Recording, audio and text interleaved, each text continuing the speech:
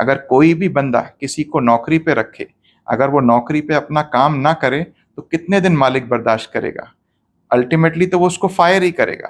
تو فائر کا لفظ آپ دیکھیں کہ اس کو فائر کا مطلب آگ میں نہیں ڈال رہا مالک، لیکن اللہ سبحانہ و تعالیٰ ریئل فائر میں ڈالے گا، کیونکہ اللہ سبحانہ و تعالیٰ نے ہمارے پیدا کرنے کا مقصد اپنی عبادت بتایا ہے۔ وما خلقت الجن والانس الا لیعبدون، ہماری زندگی کا اگر مقصد ہے تو اللہ کی عبادت کرنا ہے، اور اگر ہم اللہ کی عبادت کے علاوہ سب کچھ کریں اور اللہ کو بھول جائیں تو پھر اللہ بھی ہمیں بھول جائے گا۔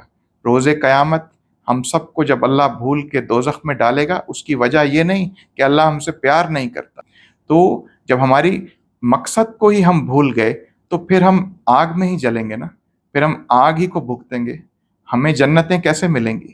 تو آپ کو اور ہمیں سوچنا پڑے گا کہ ہم اللہ سبحانہ و تعالیٰ کی عبادت خالص کر کے، بغیر کسی شریک کے، بے شک صرف اللہ کو ایک جان کے اور اس کی قدر پہچان کے، اسی صورت میں آپ آگے جا کے پڑھیں گے کہ اللہ سبحانہ و تعالیٰ کی ہم نے قدر نہیں کی جیسے اس کی قدر کرنے کا حق ہے، بے شک بالکل نہیں کی، کیونکہ اللہ سبحانہ و تعالیٰ غفور الرحیم ہے، وہ ان اللہ علی کل شیء قدیر ہے، لیکن ہم سب کچھ جاننے کے باوجود اس دنیا کی کھیل تماشے میں لگے ہوئے ہیں اور بھول بیٹھے ہیں کہ کل کو موت آنی ہے، اور اس موت کے وقت ہمارا ساتھی کوئی بھی نہیں ہے اللہ کے سوا، اور وہی اللہ ہماری اس زندگی کی بیس پہ ڈیسائیڈ کرے گا کہ ہم ہمیشہ ہمیشہ کی جنت میں ہوں گے یا دوزخ میں ہوں گے۔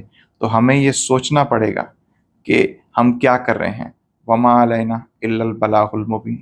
سورة الزمر۔ بسم اللہ الرحمن الرحیم۔ لو اراد اللہ ان يتخذ ولدا لاصطفى مما يخلق ما يشاء سبحانہ هو اللہ الواحد القہار۔